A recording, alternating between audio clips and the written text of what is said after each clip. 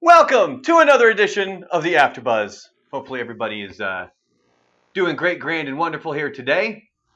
And just trying to make sure that producer Dave is off today, so I'm making sure that everything is functioning appropriately and that the VU meter is moving with my voice. I think we're good to go. If you guys have any issues with what you're seeing, by all means, hit it up in the YouTube chat. I'll try to fix things on the fly. Here we're going. Sorry for being a little bit late today. I had some stuff to take care of after the show. Of course, as you know, the rest of the morning show is off this week. I don't think they planned it originally that way. It just so happened that Lisa and Joanna were going to take this week off, and then Buzz needed to help his parents get back to Oklahoma for this week as well. So that's it for this week. It's going to be, me peppering in some, headlines, sports, news, entertainment, stuff like that. And then next week, I'm on vacation. And so there will be no AfterBuzz next week. So soak all this up as much as you can for this week, baby, because there's not going to be one next week. The family and I were heading out to Phoenix, do a little vacation. And I've thought about doing some sort of a live AfterBuzz from vacation. I've thought about doing it before, and it never quite really pans out. So I, just ultimately kind of gave up on doing that. But so welcome to the AfterBuzz. If you guys again have any questions or comments you guys would like to share, then by all means hit it up in the YouTube chat. A few different topics we're going to talk about today. Mom and sister were in town over the weekend. Had a great time with them, so we'll be talking about that. Got some life hacks for you, and then also some Washington, D.C. stories as well from when I was in 8th grade. Really quick, though, one thing I wanted to kind of talk about was a blog I had put up earlier this week that had to do with people trying, or a petition being out there to move Halloween to the last Saturday of October, which kind of makes sense because Halloween's one of those holidays where you want to be up late. It's the same thing with like July 5th. Like you would want that day off because the 4th of July, you don't want that day off. You want to be able to stay up and enjoy the fireworks and not have to go to work the following day. So something needs to be done with some of these holidays, and something needs to be done so that we don't have to worry about going to bed early and missing the fireworks because we've got to be at work the following day. But the one thing that I found interesting was that when we posted the Halloween story on Facebook, a lot of people jumped all over that being like, oh, what a snowflake, and why do you need this? And like what? I mean, I kind of got an idea of why some people were talking about the safety issue, because when you click the link to go to the petition, it talks about safety issues.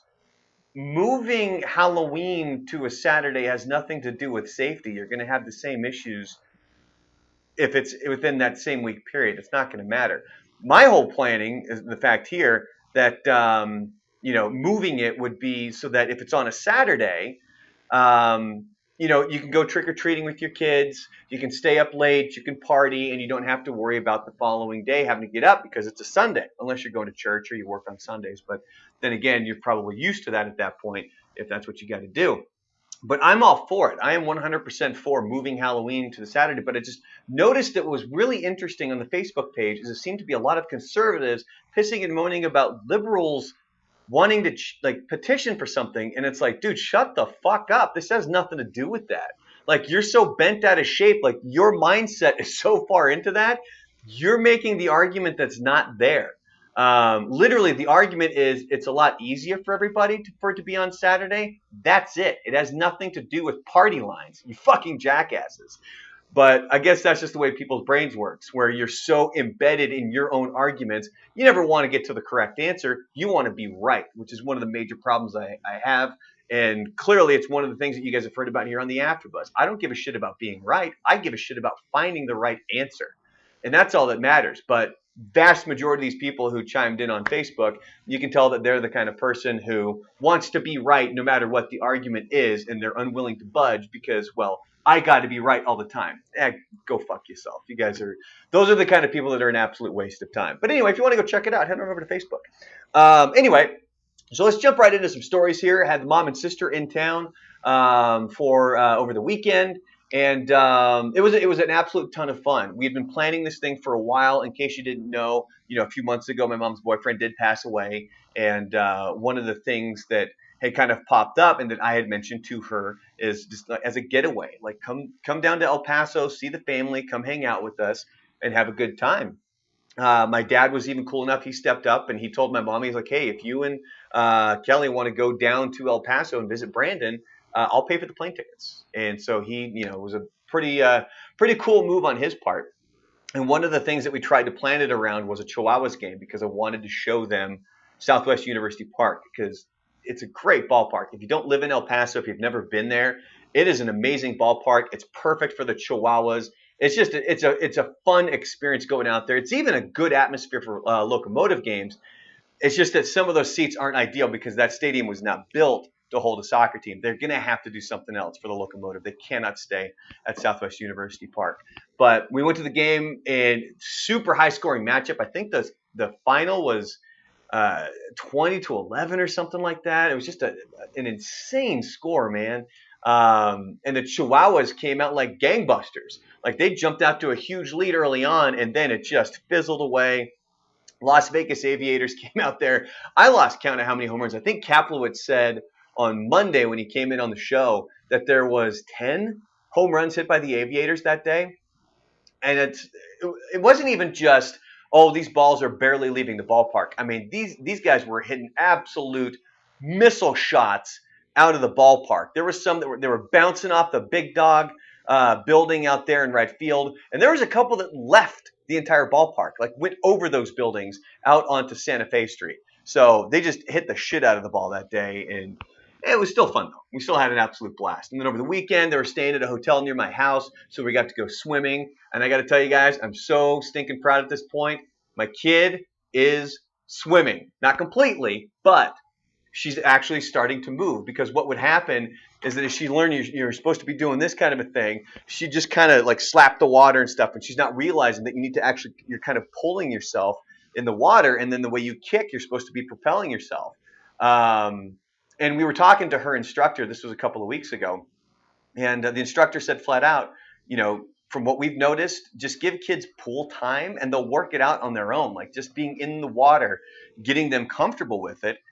It'll eventually work itself out. And yeah, sure as shit, we were just kind of sitting there hanging out by the pool, and all of a sudden the kid's over there swimming on her own. Like she's not, she's no Michael Phelps yet, but she was able to start moving, and it was great, man. I was super proud of her. I got stung by a bee for the first time in probably 25 years. I was in the pool. I went to go kind of put my arms back like this, and then out of nowhere, I got this really sharp pain on my back. I looked down, and there's a bee hanging out of my side. So that sucked. Fortunately, I'm not allergic or anything, so nothing major happened of it. But man, bee stings suck. I forgot how much those things hurt. But yeah, so it was a great weekend. We took the family. We met up with the in-laws as well, and we took them all out to a very nice dinner. We got to do that on Saturday. Then we cruised up to Old Mesilla on Sunday, where we went to the Double Eagle, which I don't know if you guys have ever been up there, but if you live in El Paso and you have not been up there, that I highly recommend it. It's a super cool restaurant that's up there. The food is great. It's haunted, which is super cool. And we hit it on a perfect day too because they had a whole bunch of vendors out in the Old Mesilla kind of plaza. They're just lining the streets. So we bought some prickly pears. My mom bought some pecans. She ended up buying a necklace and some earrings, which was very out of character for her. She even admitted it. Like we were walking from the car to the restaurant, and they had one of the local vendors there. She got to talking to him. She liked this set of earrings and necklace, so she bought it, which was pretty cool. Franklin Sharples, how you doing, buddy? He hit up in the YouTube chat and he says that bees love armpits. Apparently this one did because that son of a bitch was right back here where it got me. But here's what's interesting with that. I saw the bee in the water. I thought it was dead, and it might have been dead. But I kicked it away thinking like, okay, now this bee's gone. And this was maybe 10 minutes later where they had like a little kind of a ledge in the pool where you could sit. And I was able to put my arms up, and I leaned back and fucking bam, right in the back, got me with the stinger. So I had to jump out of the pool and get it pulled out, and not a fun time. Not a fun time. But the whole weekend was a fun time with mom and sister. So we did that on Sunday. And then Monday we made them pozole. And they kept giving us credit for it. no.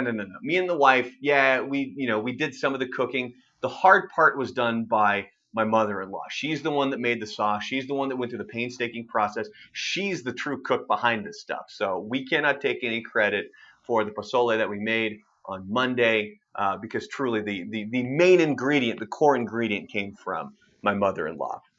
But yeah, so anyway, it was a good weekend with the family. They were able to stop by here on Tuesday before they shipped off back to Portland. They flew through San Diego and randomly ran into some family friends at the airport, which I thought was pretty cool. But yeah, it was a good trip with the family in town. Moving on to our next topic here. How do I have things listed here? Oh, eighth grade Washington D.C. stories. And actually, let me step to the side here real quick, because again, this is the seventh grade blog, or the seventh grade journal that I've been blogging, that nobody goes to on the website. But I'm still doing it just because it's kind of an interesting little experiment in regards to writing and how it changes and how it adapts, because this is the entire seventh grade year, where it was like every 3 or 4 days we would just be told, write. And so fortunately my mom kept stuff like this. And there was an earthquake that hit Portland in this time. This was the year that I got punched in the head at a basketball game. And apparently like 2 weeks after that, I fell on my head doing a handstand. Like, no wonder my head's all fucked up. I was a huge Dominique Wilkins fan, so a lot of pretty crazy stuff going on here. But if you want to check out these journals from old seventh grade Brandon, you can find them over at buzzadamshow.com. And then the big story, one of the main reasons I started doing this was because my uncle passed away that year. And it was, I don't want to say it was like an earth-shattering experience, but it was one of my first real brushes with death, as a kid. And then, eventually as I was growing older, I had to deal with a lot of it. We had, at my high school, I think it was 7 years in a row, one of the students died. Like, we were like almost known as like the death high school, because it was almost every single year. One of those was a plane crash that happened in between my junior and senior years of high school, and I was supposed to be on the plane. But we'll bring that up another time. I think I've brought it up on the AfterBuzz before. If you guys want to let me know in the YouTube chat there and let me know whether or not I have. I think I have brought that up. But in between junior and senior year, there was a plane crash that a buddy of mine was flying the plane, and I was supposed to be on it. But fortunately, tuberculosis saved my life that day. But yeah, so we got some interesting Washington, D.C. stories. So this was eighth grade, right after eighth grade year. So this would have been the summer of 1994 when we went to Washington, D.C. And as we went to D.C., at the beginning of the school year, you sign up for it, and you have to have a perfect record throughout the whole school year. You can't have a detention, nothing. Because if you get one of those things, you are out. You're not going on the trip. And then they would do these meetings where the teachers would kind of go through with the parents and the kids. This is what to expect. These are the things that we're going to go see. And it was a great trip. I loved it. And what's interesting is that as much as I loved it, I still don't think I fully embraced what it was that I was seeing and what it was I was doing. But I truly enjoyed this trip. It was fantastic. One of the cool things that I had happen was I had a baseball practice that ran into one of these meetings that was mandatory. So I showed up to the meeting in my baseball uniform. And what had happened was we got tickets to a Baltimore Orioles game. And this is what was even better about this. This is like as Cal Ripken is in the process of beating Lou Gehrig's record. Like that streak is going on at this point, and it's getting towards the point where he's going to break Lou Gehrig's record. And so they had gotten tickets to go check out a game at Camden Yards with the Baltimore Orioles, and they had gotten a big group seats for everybody. And then I remember as we were on the bus getting ready to go, all of a sudden the teacher asked, she goes, "We have 2 extra seats that are down by the bullpen." And if you know how Camden Yards is set up, the bullpen is out kind of in left center field. And they were like, "We've got 2 tickets.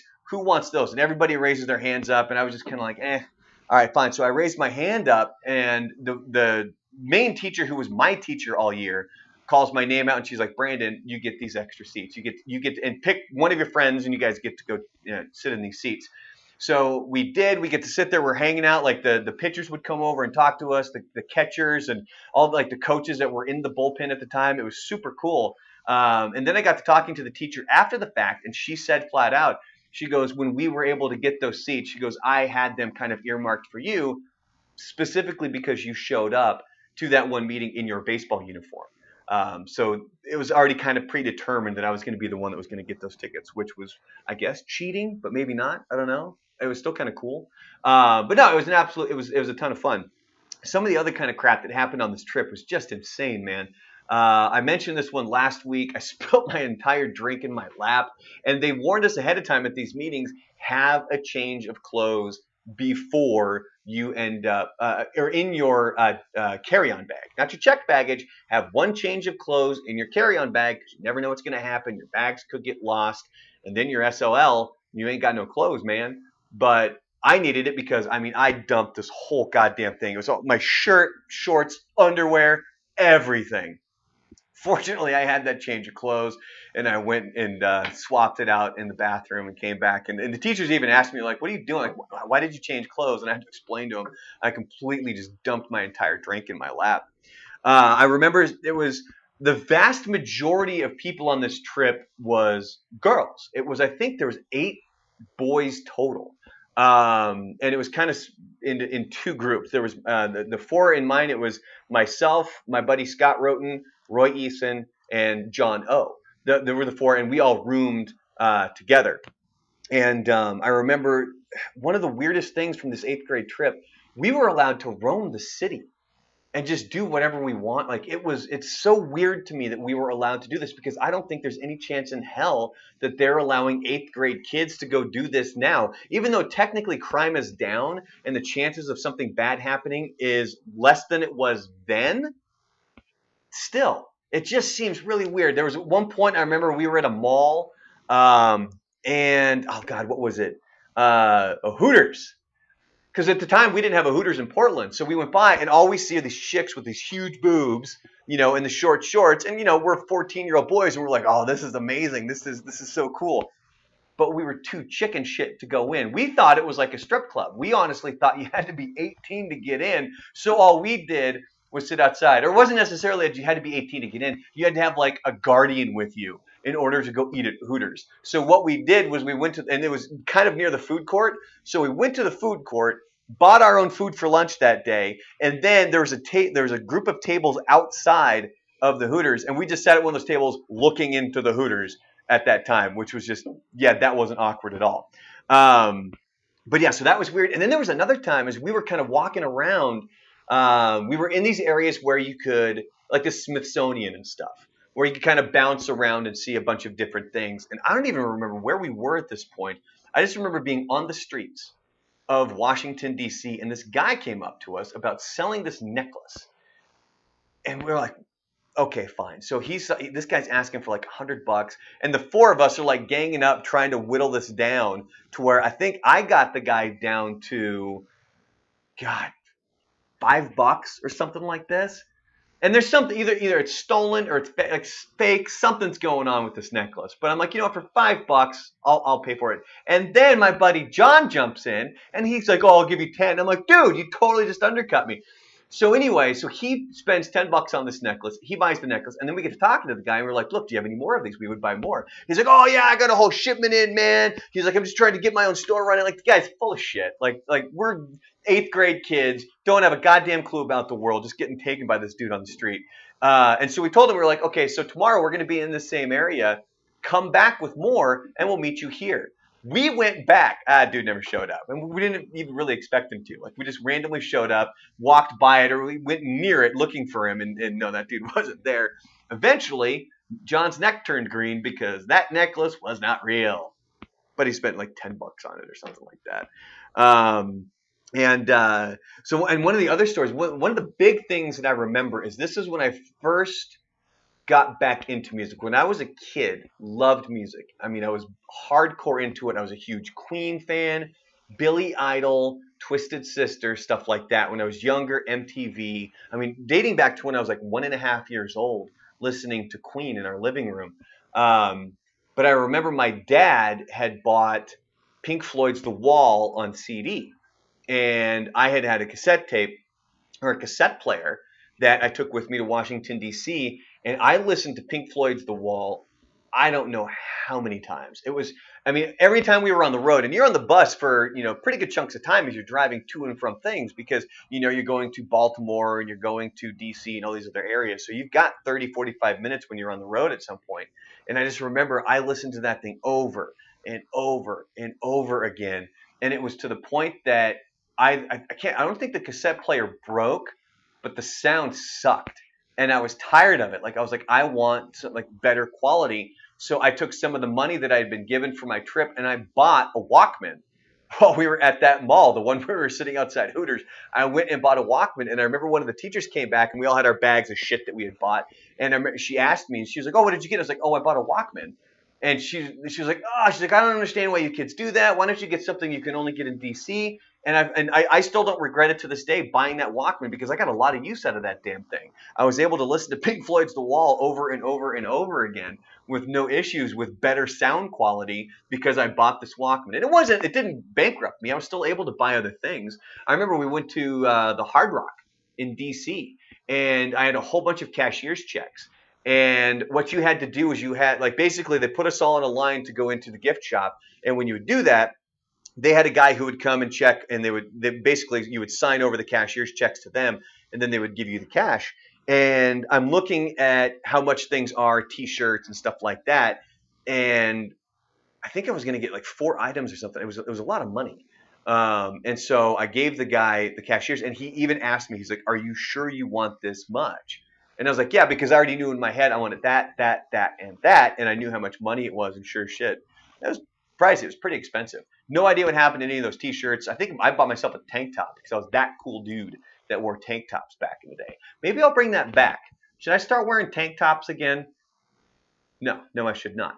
But anyway, so those are some of the crazy stories that we had from Washington, D.C. I remember we were going to go watch something outside, and it just started downpouring. It was the first time I'd ever really witnessed a horrific like downpour like that, and the humidity. Oh my God, the humidity. This was one of the first stories I remember is the first morning we were there, we're staying in the hotel, and as we were leaving, in Portland, it's cold in the morning, even during the summer. It could be 95 during the day, but it'll be chilly in the morning, so you got to have your jacket on. And man, I remember as we all got up, we all had our jackets on, anticipating it's going to be cold outside. We get to the big sliding front doors, and they go like this, and it's just like a sauna. Hits us all, and we were like, "Holy shit!" Kind of sucks the air out of you a little bit, and everybody's kind of spun around, walked right back to their hotel room to go drop off those jackets because we weren't going to need them that day. And then the super sad part of the whole trip, some girl died from another school. We were walking down the hallway, me and my group of friends, and there's just all these kids in tears. And then we get down to the bottom floor, and it's this other school. I don't remember where they were from, but they like all in tears, teachers consoling. Looks like they've brought in counselors and stuff, and they're kind of taken over one of the conference halls at the hotel, and we're walking by and we're trying to figure out what's going on, being way too nosy, really fucking rude about it because we're 8th grade shitheads at this time. So thankfully the teachers were able to swoop in and be like, "Hey, like let's get going here. Like let's not be rude here." So we get on the bus. But of course, we then asked the bus driver because he was in the know. That guy was awesome. Like our bus driver was shit. So we asked him what had happened, and I guess it was the way they had it set up for most of the schools was you had 2 queen beds per hotel room, 4 kids per room. So you're splitting a bed with somebody. And from this school, one of these girls, they all fell asleep, and the next morning this girl didn't wake up. And so not only did this one girl die, but this other girl, as she was sitting there, she's sleeping next to somebody who's dead. So obviously it just destroyed the whole school, and that was kind of the talk of our class, at least for the rest of that day, it was a weird experience to go through, man. Seeing that, and then just imagine, because we start talking about like, well, what would we do if we were in that instance where you wake up and the person that's sleeping next to you is not there anymore. I mean, they're physically there, but that's about it. So that was just a weird experience. Anyway, moving on here. Final topic. We're going to get some more life hacks. Unfortunately, I don't have my fancy life hacks thing that's usually up here because producer Dave is off. He's kind of dealing with what I'm dealing with on the show this week, where you have um, a lot of people out, so you're covering for them. So he's dealing with that. He's got to actually, deal with his real job. Again, he does this for free, folks. So if you ever see him, if you ever get a chance, make sure that you thank him. So here's some quick life hacks for you here on the AfterBuzz. This first one says here, if you're a heavy drinker or just prone to bad hangovers, consider supplementing with N-acetylcysteine. I don't know. NAC is how it's abbreviated. But what it says here is that alcohol metabolizes into acetaldehyde, which is what causes most of the worst hangover symptoms. NAC is a powerful antioxidant that binds to acetaldehyde and lowers its levels. So that would be an easy way for you to be able to drink and then hopefully not deal with as much of a hangover. Another life hack for you here today, if you're taking something moderately complicated or technical apart, take photos of it before you start working on it, and take photos even as you're working on it. Then you can reassemble it and you know where things go, specifically wires, washers, nuts, bolts, all that other stuff. I've done this before and it works because there's been times where I've had to pull my dishwasher apart, and it helps because then you have a frame of reference of what it looked like before, and you don't end up with those two random ass screws after the fact, which definitely sucks because guess what? You didn't put it back together properly. Another life hack here for you. And this one's just not really technical or anything, but it's saying listen to your grandparents' stories. One day they'll be gone and their life stories with them. But your own kids or nephews or nieces will love these family stories of a bygone age. And I believe in this wholeheartedly. That's why I enjoy talking with my parents. That's why I've enjoyed talking with my grandparents. I'm down to only one grandmother at this point. But listen to them and, pass the stories along. That was one of the interesting things that I noticed, especially after my grandfather passed away, and we were all in the hospital room, with him there in the bed, just sharing memories and sharing all these things. And there was just some funny ass stories that my one uncle had, because my dad's the second oldest of four, and then his younger brother. There's a pretty big gap there. So after my grandfather had retired, it was my uncle Gary that was the one who kind of was there to help him out with a lot of those home projects and the shit that he would work on in his golf game. And there's some pretty funny stories that happened there. I think I might have brought these up on the AfterBuzz, but I can't remember. Maybe I'll bring them up next week. Let me make a note of that for next week, just in case if I have not brought that up. And another life hack here for you. If you're trying to wave down a vehicle with a flashlight, let's say you got a flat tire, your car's broken down, whatever, at night, point the light at yourself, not at them, because if you're pointing it right at them, it's going to blind them. And if you point it like this, or you're kind of waving it in front of you, they can still see the light and they know that you're looking for help to pull over. Of course, in this day and age, I ain't pulling over for anybody in the middle of the night because I don't want to get fucking murdered. Final life hack for today. When having to sign up at a one-time thing on the internet, use a fake name. When you get contacted by someone random using that name, you know straight away it's bullshit and your details have been sold on. I think I need to come up with a fake name. I don't know if I've ever really had a fake name, but I think I should come up with one. If you guys have any suggestions for a fake name for me, by all means, hit us up in the old YouTube chat there. Anyway, let's go ahead and wrap up this edition of the AfterBuzz. I appreciate you guys for being here. Again, reminder, there is no AfterBuzz next week as I will be on vacation. But you can always hit us up on Facebook. You can go to the Buzz Adams Morning Show Facebook page. You can hit us up on Twitter at Buzz Adams Show.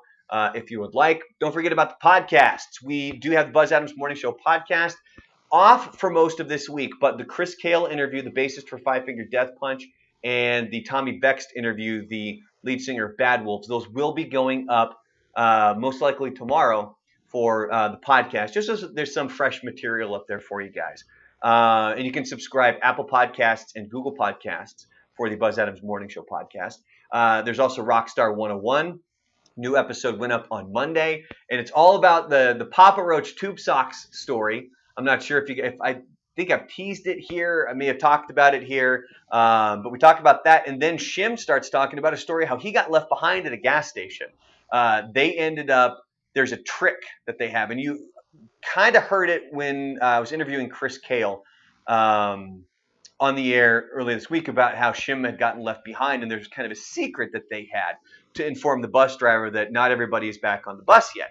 But Chris said that basically they have a road manager that counts heads before they head off. But Shim got left behind. He was stuck at a gas station, so he had to get some dude to drive him and catch up to the bus.